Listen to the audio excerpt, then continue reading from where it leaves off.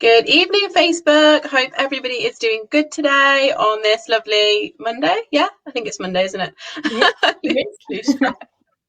I've said Monday on Thursdays before, so I'm never quite sure what day it is. But anyway, I'm joined today by the lovely Ellie Baker, who is one of the contributors to my upcoming book, Dreamers and Changemakers, which is, as you all know, a multi-author book with 23 amazing, inspiring ladies writing chapters all about their vision for how we can make great change in the world. Now, Ellie's chapter title grabbed me straight away. As soon as I saw it, I was so excited to read it because it's really, really snappy and really definitely something that I feel is definitely true. So her chapter is called Why School Screws Us Up and How We Can Fix It. Now, as you all know, I'm a world schooler. My daughter is in formal education, and so I'm a massive advocate for everything alternative learning and all that kind of stuff. And Ellie really digs deep into this in her chapter, which is really, really interesting. So Ellie, do you want to just introduce yourself to everybody and tell everyone a little bit about yourself and your chapter while I just send some invites? Yeah, absolutely. Hi, everybody. So as you've just been told, my name's Ellie. Firstly, I'm so excited to be part of this book and to be working alongside 20 other women who are a force for change in the world, and to actually have our voices heard in this way is really, really special. So firstly, really grateful for that, and to anyone watching this, then you're contributing to that as well. So my chapter is about, as the title suggests, that traditional school has the potential to perhaps cause more damage than what we might think than other forms of education. So my chapter digs into my experience as a child in school, how I went on then to be an educator myself. So I was a languages teacher. That was my passion when I was at school. The subject that I loved was languages. So I went on to study them. I went on to teach them for 10 years in the UK education system. And I talk a little bit about the ups and downs of that system that I witnessed then as a teacher on the inside of it, looking out, and how I saw my pupils and students impacted by different aspects of it, things that I think are missing, and not coming from an angle of blame here, but what we could do to fix it, as this chapter suggests, what's missing and what we need to do to put that right. Yeah, so I really like your perspective, actually, because you were a teacher, so it's definitely not about really blaming teachers or schools, is it? It's top down. It's like this like the system that we're in has been like the way it is for hundreds of years. So there's literally no one alive you can even really blame for it now, because it's it's not. It is the way it's always been. But I think that's quite it's not a great attitude, is it, to have in any area of the world? Like, obviously we're always progressing in human rights and all kinds of things, but for some reason we don't seem to progress anywhere within education. Yeah, that's a really good point. I mean, if anything, you could argue that it's now regressive, if you like. We seem to be going back to more like rote learning and maths being so taught in such a traditional way, and English as well, when actually what children need is to move forward into the 21st century. And also, we're in a post-Brexit Britain, we're in we're in a pandemic, but soon the children will be moving into a post-pandemic era. The future is not, writing out sums and sitting down and just doing a cookie cutter curriculum. It's not what the children need these days. So yeah, exactly. The world's changing, things like enterprise, creativity, technology. These are the things. I was actually watching a really interesting documentary last night about babies, and it was showing like these babies that use a lot of technology, and they were comparing it to the toddlers that weren't allowed to use iPads. And like the toddlers that used iPads could draw like straight line and stuff, where the kids they have like better dexterity and hand-eye coordination than the babies that didn't use iPads. I think it's one of those things we really get in our heads, like, you shouldn't let your kids on technology, they need to avoid giving it to toddlers and stuff like that. But actually it is developing a lot of the skills that we need for the future, because the future skills are all about that technology, aren't they? Absolutely. And technology is here to stay. If anything, the pandemic has just, has accelerated a process that was already in full flow and in full development. And here we are now, on the receiving end of, of how technology has enabled us to continue as normally as possible through pandemics. It's an amazing thing that should be celebrated, and shouldn't be, we can't ignore that it's going to become an ever increasing presence in our lives. And there's two things at play here. We've got the children being the consumers of technology, if you like, the end users. But what about children being the producers of technology? That's sort of a missing thing for me. If technology is such a big thing in our world, why aren't we teaching kids how to create new technologies, how create websites, create we could go down all sorts of routes here, but create businesses. I mean, it's still so entrenched in my community where I live. It's a fairly affluent, forward-thinking community, but it's still, you have to get a job to be successful. The 9 to 5. People really struggle, don't they, to shift that. When I say to people, "Oh, my daughter doesn't go to school," they're like, "But what about, is she going to do her GCSEs though?" Yeah, like she's going to do her GCSEs, right? And I'm like, I don't know, maybe she wants to. Like, I don't know, she might want to do something else. And they're just like horrified, like literally horrified. Isn't that right? Like, if she wants to, that sentence to me, that's everything. It's, we should be child-led. The education should be child-led, child-centered. I'm totally up for, kids having to get a certain grasp of maths and English, to be able to access the world. Of course, they need those skills, but, they really should have the freedom to be able to access different things and follow what actually speaks to them, what excites them, where their talents lie. I think it's really old school, pardon the pun, but to think that they need to be these sort of jack of all trades, able to do everything to a mediocre or just or fairly good level. And this is actually the terminology. That children reaching an expected level or an above expected, and to me, it's just so it's so sad that that's all there is for them. That across the board, this cookie cutter sort of little factory that they're in, they just need to get to a certain level in everything, but not excel or find something that actually makes them feel excited and not discover their passions.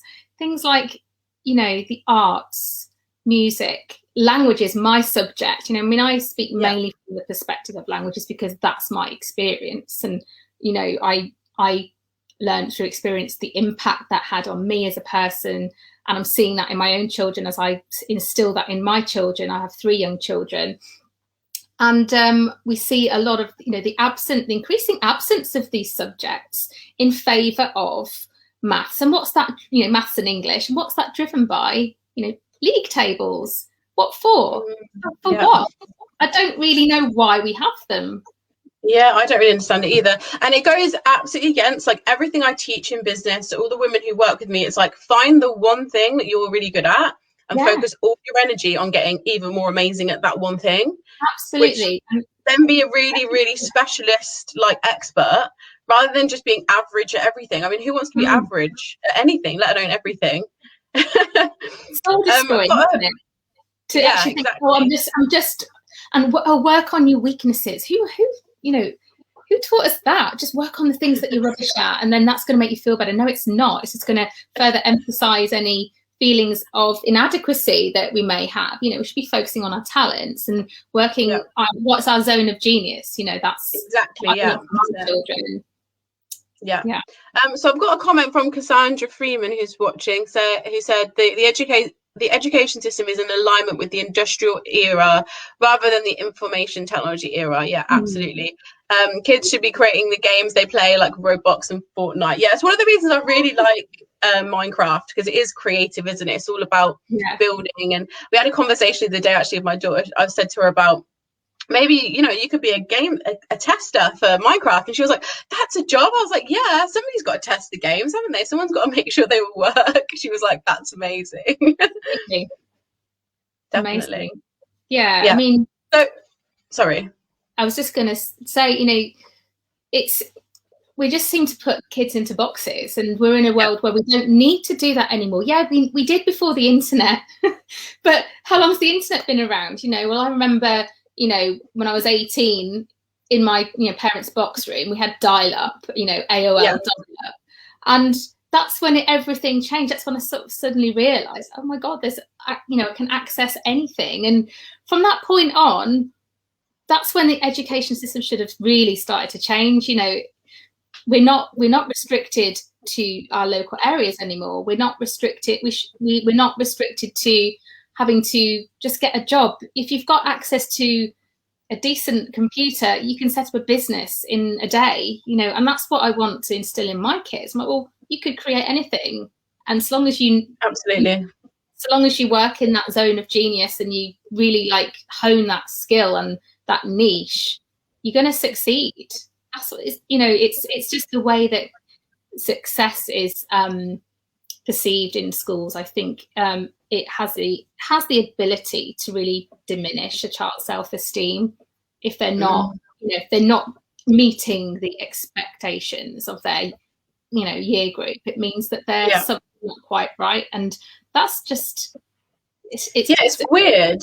It's inaccurate. It's just not true. It's weird that we expect kids to all be at the same level because of their age. Like, because you're 11, you should be exactly where all the other 11-year-olds are, when we know that actually children all grow at different speeds. Like, if they weren't all the same height, you wouldn't be like, that's it, you're not tall enough to be 11. It's like, doesn't make sense. Absolutely, yeah. And if there were some freedom, you know, in the day, in the curriculum, where the children could go off and choose what they wanted to explore, then they'd find what they excel at, you know. And if they're being forced just to follow a curriculum, then they may never find that, and they may always go through life feeling like they're a failure, that they aren't good enough, that everyone's better than them at everything. And, you know, where does that lead? It's just no good for anybody. Yeah, I think one of the things I really learned when I went to uni is to, like, how to teach myself to explore my own interests rather than just being told what to be interested in. Like, this week you need to learn this week, actually to go, okay, what do I like? What am I interested in? And I didn't learn that until I was at uni, which is just crazy. You think you need to teach children that from a young age. So I wanted to just touch on the languages side of things, because as you mentioned, that is your specialist area, languages. And one of the stories you tell in the book, in your chapter of the book, is about your experience going to teach in France, in your third year at university. So do you want to touch on that a little bit? Because it was really a shocking story. I was like, oh my God, I don't think I could have handled it. You did well to do the amount of emotional. You hold your own pretty well, traveling around and adapting. Not with kids, not with like 15 teenagers. I couldn't deal. It was such an eye-opening, pivotal experience to me. So, like nearly every other languages graduate, may I say, prior to Brexit, because now we're no longer part of the Erasmus scheme, which enables all of these exchanges. Now it's looking like it's going to be in place outside of Europe, but we're not going to be able to really freely move between other European universities and, you know, schools. So sad. I know. My heart is just broken over it still. I'm never going to get over it. But so I'll skip over it before I start, you know, sobbing on camera. But, fortunately for me, I was, you know, I went through university during the time where, you know, Erasmus, we were still part of this scheme, which enabled us to move freely and apply for roles to, you know, to be able to live in a country where we were learning the country that spoke the language we were learning. So we were able to actually, you know, become fluent in the language. That was the purpose of the year abroad. And that was enabled by us either going to university or working in a school, or you could find your own placement. So many of us opted for the school route because you got paid a little bit, you know, to be there. So it sustained our living costs and everything else. So I went for that option. And I ended up in a small but beautiful little town called Avignon in the south of France. And I was 20, totally, utterly naive, had absolutely no idea what was in store for me. But it really did feel like everything I'd ever done had like built up to that moment. You know, here I am you know, I've been learning French since I was 9. Now I'm 20, and I'm finally getting on this plane by myself with this massive suitcase. Because that's like a huge memory for me. I had this ridiculous suitcase. I had photo frames in there. You know, I'm like, what was I doing? I wanted to, you know, I wanted pictures of my family, and I was like, what have I done to myself? I like nearly dislocated my shoulder trying to carry that suitcase. I've been there, I've done it. I hated it. And stupid things on my case, but you know, these are the things that you do when you're 20 and you just don't have a clue.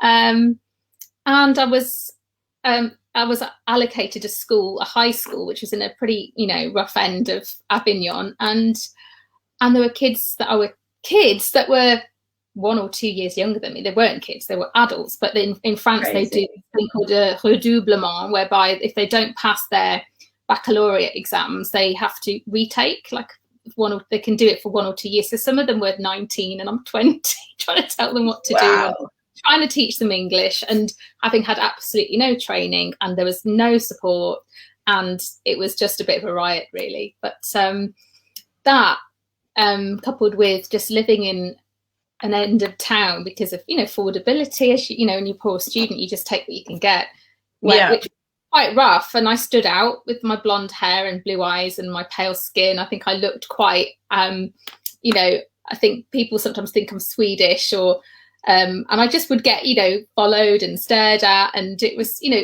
looking back, it was really funny. It's funny looking back at the time, you know, it was sometimes quite terrifying. It really was. And so that year was a real pivotal experience to me. You know, there were people on that scheme who we all had very different experiences. It depended what kind of support you had, what kind of town you were in, how supportive your school was, whether you met any other assistants that you could go out with and, you know, do what 20-year-olds want to do, you know, go to bars and things like that. You know, I was fortunate that I met some people that I was able to share that with, but you know, a lot of people did drop out and couldn't really hack it, you know, that sort of feeling so far away from your family, trying to get to grips with the language, because it's one thing learning it in school and in uni, and it's another putting it into practice. I got an A at GCSE Spanish, and I cannot speak Spanish. I don't know how I managed that. Your surname's very Spanish, isn't it? Yeah, Peruvian, my family is. Peruvian. Oh, really? Okay. Yeah, that's why we're sponsoring a Peruvian charity for the book. Fantastic. No, I saw that. It's brilliant. Yeah. Well, I'll have to teach you someday, Chanel. I need to learn Spanish. My idea, though, is submersion. Like, I don't think I can do classroom learning. I have to just go to Spain and just live with some Spanish people, basically. It's the best way. And that's exactly what I did with my Spanish. But yeah, the French experience was one I'll never forget. So many stories, so many experiences there. You know, and it wasn't easy, but I came away from that just completely a transformed person, because I had to really unlearn everything I thought about life, culture, my culture, what was right, what was wrong, what was normal, what was strange, what wasn't, you know, because when you do uproot and immerse yourself in another culture, especially when it's a completely different language, it's a shock. You know, the term culture shock exists for a reason. It's very real. And you probably, I don't know whether you experience that when you are traveling, or maybe when you come home, you know, reverse culture shock, you know, having to get back into the English way of doing things. Yeah, some countries, I think it's funny because I've traveled since I was really young, but like America was really strange.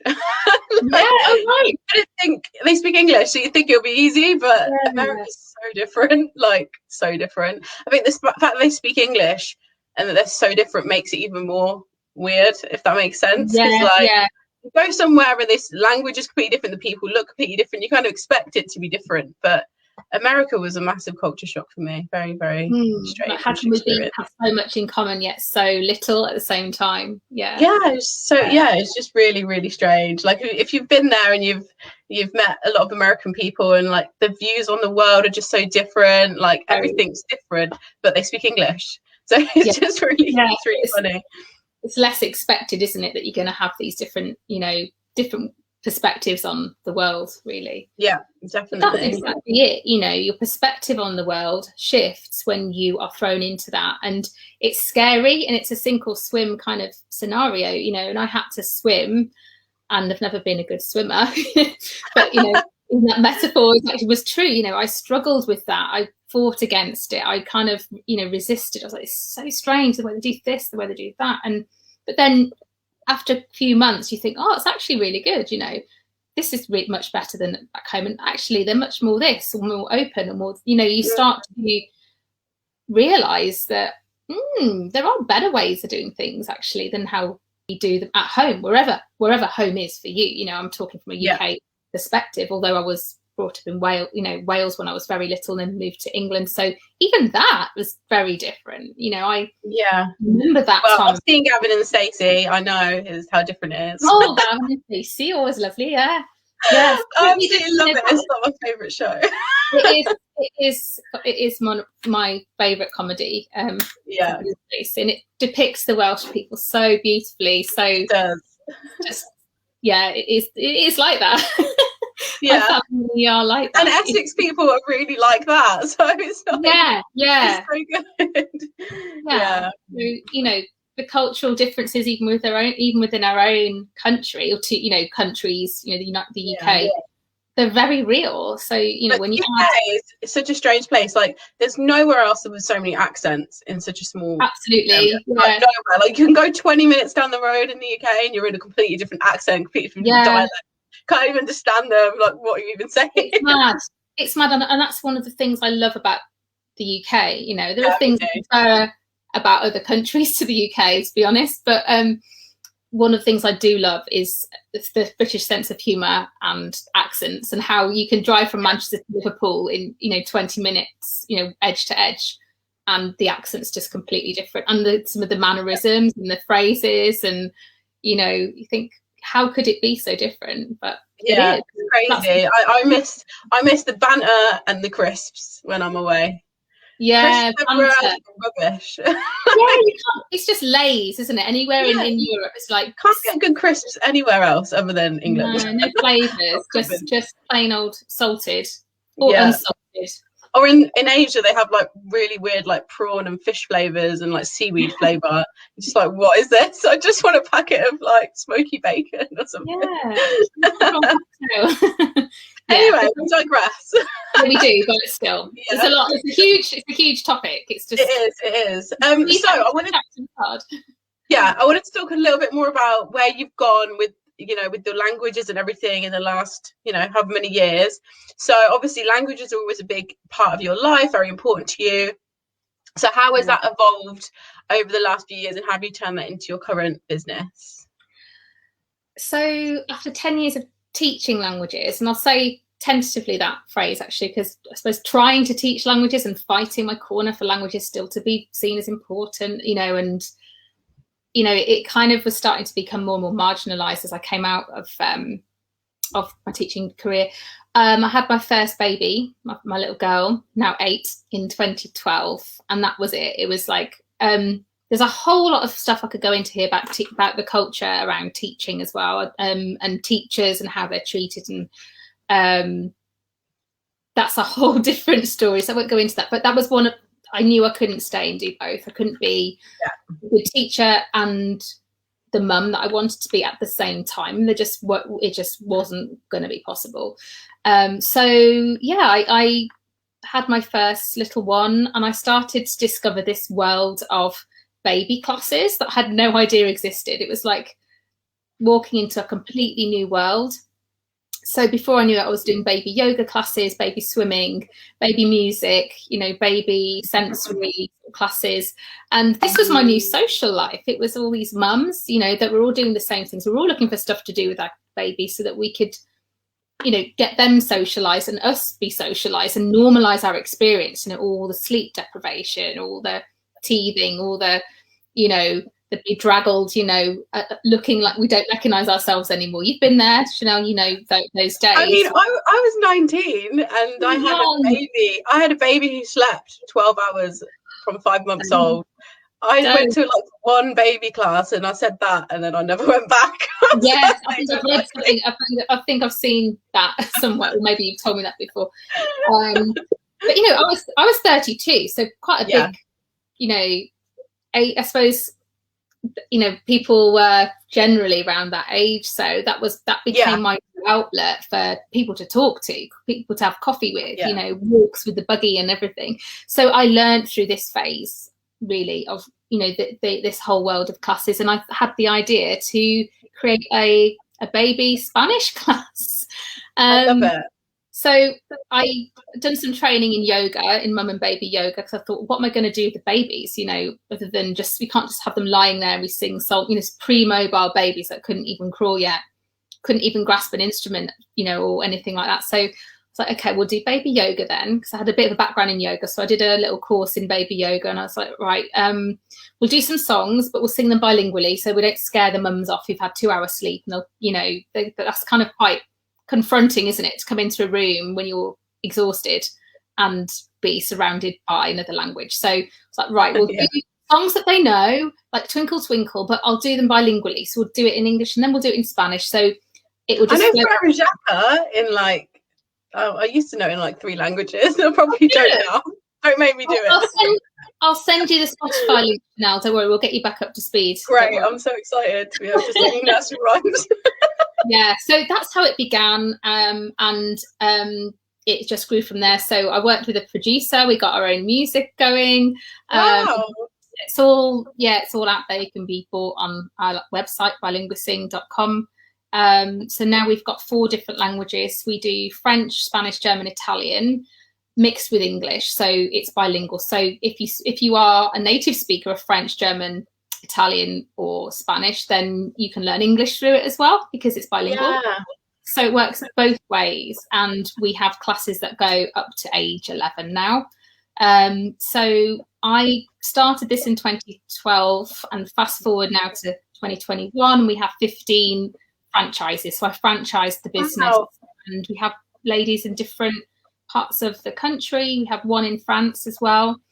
I was going to say internationally franchising it, because that sounds like a good move. Yeah, that's the idea. That's the direction we're going in. So so it's a growing idea. It's a growing business, and it's served me really well, and it serves the people that I have, you know, franchised it to really well. They're all women, and many of them are mums who just needed to get out of their corporate role or not return to teaching or whatever it was when they had kids. So because it's impossible. I don't know how anybody does a normal job and has children. No. Like, I have one very easygoing 11-year-old, and I would not work. Like, I could not imagine working 40 hours a week. Like, I just don't know how people do it, especially if you're single. If you're a single mom, I have no idea. Like, I could never go back. No, but I love that it goes up to 11. So my daughter, as I said, is 11, and she's learning German at the moment through an online tutor. But we'll have to get us singing some German. Yeah, well, it's all, we'll get that sent over to you. It's on the website, so I can send you a link. Yeah. So that's my main business now. That, and I also have a business where I coach teachers who are desperate to get out of the education system and, you know, create a life and business on their own terms, teaching something that they love online. So that's my other passion and business. Awesome. So they're both tied together in different ways, but they come from really my experience in education. Yeah, absolutely. And I really loved what you said in your chapter about how, you know, we need to learn languages younger, because teaching them from 11, I mean, I didn't start doing languages till I went to secondary school, and it seems crazy that we wait till kids are so much older, because actually the best age to learn languages is when they're 0 to 7, was it you said? Yeah, 0 to 7 is the first window of opportunity where the brain is at its most flexible and it's most receptive to any language. Because like you said about babies and iPads, babies' brains, they're like a blank canvas. They're not born with a language. They're born with the ability to receive and and take on languages, and the first language is the one that they hear when they're in the womb, which is their mother, you know, but that doesn't mean that that's the one they were born to speak. It's just that that's what they're exposed to. So let's expose them to more, right? It's not going to hurt them, it's going to develop them, and it's going to broaden their horizons and give them more opportunities. And when they do get to school, and if they do, I really hope that languages stay on the curriculum. I do have massive concerns now about all this catch-up curriculum stuff, you know, with, you know, coronavirus impacting the curriculum. But when they do sit down in their first language lesson at school, they'll be able to adapt to that, and they'll be less inhibited. And it doesn't matter what language it is. It's learning how to learn a language is a skill. It's not just learning language. It's how your brain adapts to the other language, and you learn how to apply that to others as well. So let's just give them the gift of a language now, as young as we possibly can. And then when they're older, they'll be primed for others as well. Yeah, because you can learn multiple languages once you've learned one. It's easier to learn others, isn't it? Absolutely. That's the thing. So what change do you want to see in the world then? I think we probably all have a good idea, but I'd love to hear it from you. Oh, it's a big mission, big vision, but what we're seeing particularly in the Western world at the moment, I think, is a sort of a breaking apart of, sort of, I suppose I've seen that very much from a UK perspective. We're breaking away from Europe, things that have happened in the States over the last 4 years, the border with Mexico, so many factors, but the world seems to be becoming more closed, maybe more selfish, maybe less understanding, less tolerant, less interested in anyone else. And I know that's a huge sweeping generalization, and I don't mean to come across that way, but what I'm seeing is we're becoming less global and more divided. And what I want to see is, through education, we need to start changing that. And how do we change that? Well, intercultural understanding, cultural agility needs to be at the heart of education, because what are we first and foremost? Are we robots? Are we machines that just need to know maths and how to create a sentence with a fronted adverbial? I mean, that is just, don't even go there. That's how English is going now. I have no idea what that is. Humans need to connect and build relationships and build understanding between different cultures and different countries. And certainly, as a parent who's trying to raise kids in the UK, my concern is, if we don't put languages firmly at the heart of education, and I don't just mean the languages themselves, but all the things that offers, the culture. The window to the rest of the world just opens, and that's when we'll start to see change. That's when we'll start to see bridges being rebuilt, between us and our European neighbours and the rest of the world. And if we don't put that at the heart of education, then I fear that we're going to see, consequences of that. Yeah. Well, hopefully things do move in the right direction. And I know a lot of the people that follow me and the sort of groups that I move in, the world schooling, kind of community and traveling mums and all that kind of stuff, are really opening their children's eyes up to things. And obviously books like this and the chapters that we've written, talking about travel and our experiences of the world, hopefully will have some contribution towards that as well. So sure it will. Yeah, it's an inspiration. I follow all you ladies with what you do. I've got 3 young children, and I'd love to do what you're doing, and it's it's on my agenda as well to take them to go live somewhere and learn the language and stuff like that. That would be pretty awesome. That is my goal. We'll see what happens after once we are a bit freer from the pandemic. So definitely. Well, thank you so much for joining me today, Ellie. It was lovely chatting with you. Thank you. You too, Chanel. Thank you. And thank you for putting the book together and for inviting me to be part of it. It's been an absolute pleasure. Yeah, great. So anybody who is excited to read Ellie's chapter, the book is now available for pre-orders. I put the links to pre-order in the description for this post. The actual official launch date is the 5th of March, and that's when you'll be able to actually access the book. If you have, this is the Kindle version that's released on the 5th of March. You can order a paperback 2 weeks after that. The Kindle version is accessible just by the Kindle app, so you don't have to have an actual Kindle. You can just download the Kindle app onto your phone. So yeah, I'm excited, and please do support this awesome cause, because everything from the book, all the proceeds are going to an amazing charity in Peru, which is very closely linked with my chapter. So when you read it, you'll understand why that is the charity we've chosen. So yay, thank you so much, Ellie, and thanks everyone for watching. If you have any questions for Ellie or me, drop them in the comments. See you later. Bye.